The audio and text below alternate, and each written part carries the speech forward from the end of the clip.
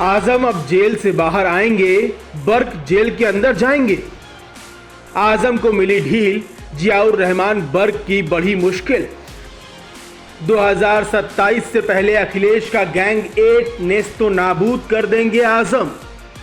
योगी के 2027 प्लान में क्यों आए आजम, बर्क क्यों होंगे बेदम। राजनीति में एक तीर से दो शिकार करने की परंपरा पुरानी रही है। एक तीर जो विरोधी को जमीन पर गिरा दे और दूसरा तीर जो अपने साथी को बचा ले। सूत्रों की माने तो कुछ ऐसा ही तीर बीजेपी ने अपने कमान से भी छोड़ दिया है। एक तीर से एक तरफ वो आजम खान के साथ हुई डील को छुपाएगी और दूसरी तरफ से संभल से समाजवादी पार्टी के सांसद जियाउर रहमान बर्क को गुनहगार बनाएगी। और संभल में हाल के दिनों में जो भी विवाद हुआ है उसमें अब बर्क पर एक्शन लगभग तय हो चुका है। राजनीति में ये प्रयोग बड़े आम हैं, एक का हाथ पकड़ना और दूसरे को धक्का देना। एक वक्त वो भी था जब मुलायम और अखिलेश ने आजम का हाथ पकड़ा था तो दूसरे मुस्लिम नेताओं को धक्का दे दिया था। अब अखिलेश को इकरा हसन और जियाउर रहमान बर्क में भविष्य दिख रहा है तो उन्होंने आजम खान और अब्दुल्ला आजम से मुंह फेर लिया है। ऐसे में सूत्रों की माने तो आजम खान ने योगी का हाथ थाम लिया है और अब वो एक एक कर अखिलेश यादव के प्यारे मुस्लिम नेताओं को जेल की हवा खिलवाने की तैयारी कर रहे हैं। हम ये क्यों कह रहे हैं समझाएंगे और पूरी तस्वीर भी दिखाएंगे, लेकिन पहले ये सुनिए कि संभल हिंसा के बाद जियाउर रहमान बर्क क्यों अचानक इतने आक्रामक हो गए हैं।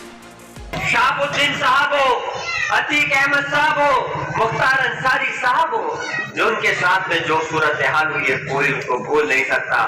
मेरी गुजारिश है आप सब लोगों से, कसम है आप लोगों को कि उनकी कुर्बानी क्यों जाया मत होने देना। बर्क अब साफ साफ हिंदू और मुस्लिम के बीच लाइन खींच रहे हैं। उनका पूरा ध्यान केवल मुस्लिम वोट बैंक पर है, लेकिन पश्चिमी यूपी के दूसरे मुस्लिम नेताओं की भाषा बदल रही है, चाहे वो इकरा हसन हो या इमरान मसूद। इनके बयान सुनिए, फिर समझाते हैं कि योगी के प्लान 2027 में कैसे आजम को इस्तेमाल किया जाएगा और बर्क के बुरे दिन कैसे शुरू होने वाले हैं।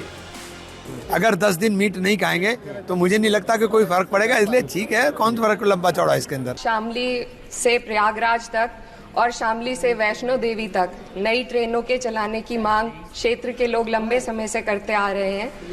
मुस्लिम नेताओं की जुबान नरम पड़ रही है और अगर योगी आजम खान जैसा कोई बड़ा नेता अपने पाले में ले आए तो इन नेताओं के साथ डील भी हो सकती है। यही वजह है कि आजम खान और उनके परिवार पर प्रशासन थोड़ा नरम नजर आ रहा है। आजम खान पर करीब 92 केस दर्ज हैं और इन सारे मुकदमों में उन्हें धीरे धीरे रियायत दी जा रही है। सूत्र बता रहे हैं कि बीजेपी के 2 बड़े नेताओं और 2 रसूखदार अधिकारियों की वजह से ऐसा हो रहा है। लेकिन दूसरी तरफ संभल में हिंसा के बाद बर्क पर अवैध निर्माण, बिजली चोरी जैसे नए केस दर्ज होने शुरू हो चुके हैं। उनके दिल्ली वाले घर पहुंचकर यूपी पुलिस ने उन्हें हिंसा से जुड़े मामले में पूछताछ के लिए नोटिस थमा दिया है। और ये सब शुरू कब और कैसे हुआ इसको समझेंगे तो तस्वीर आपके दिमाग में और साफ हो जाएगी। समझिए, पश्चिमी यूपी को कब्जे में करने के लिए बीजेपी को आजम की जरूरत क्यों पड़ रही है। आजम खान को अपने पाले में कर मुस्लिम वोट बैंक में सेंधमारी की जाएगी। अखिलेश यादव के मुस्लिम नेताओं का कद आजम खान के सामने बौना पड़ जाएगा। पश्चिमी यूपी के मुस्लिम और दलित वोटर्स को दो फाड़ करने से बीजेपी को फायदा होगा। बाबा बागेश्वर जैसे संतों के दरबार से हिंदू वोटों का ध्रुवीकरण किया जाएगा। संभल में मंदिर और मस्जिद वाले विवाद से भी हिंदुत्व वाला मुद्दा बड़ा हो रहा है।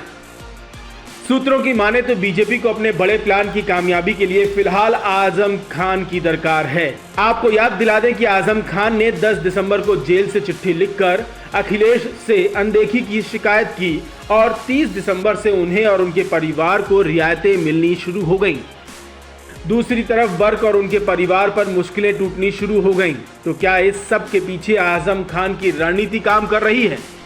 बर्क अखिलेश के उस गैंग 8 का हिस्सा हैं जिन्होंने आजम के बुरे वक्त में उन्हें किनारे लगा दिया था। कभी मिनी सीएम कहे जाने वाले आजम खान को उनकी पार्टी में हाशिए पर पहुंचा दिया।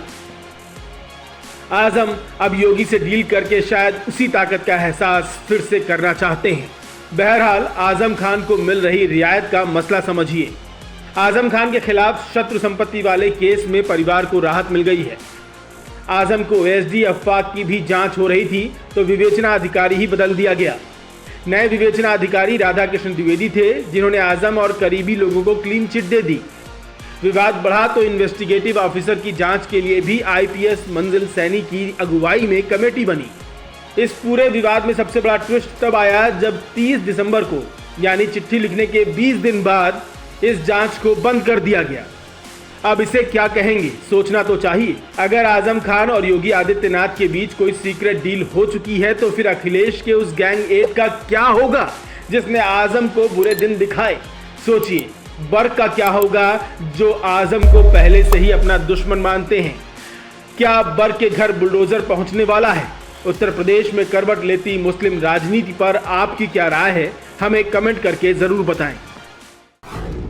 न्यूज़ कोरिडोर्स आप हमें YouTube पर, Instagram पर, X पर और Facebook पर फॉलो कर सकते हैं।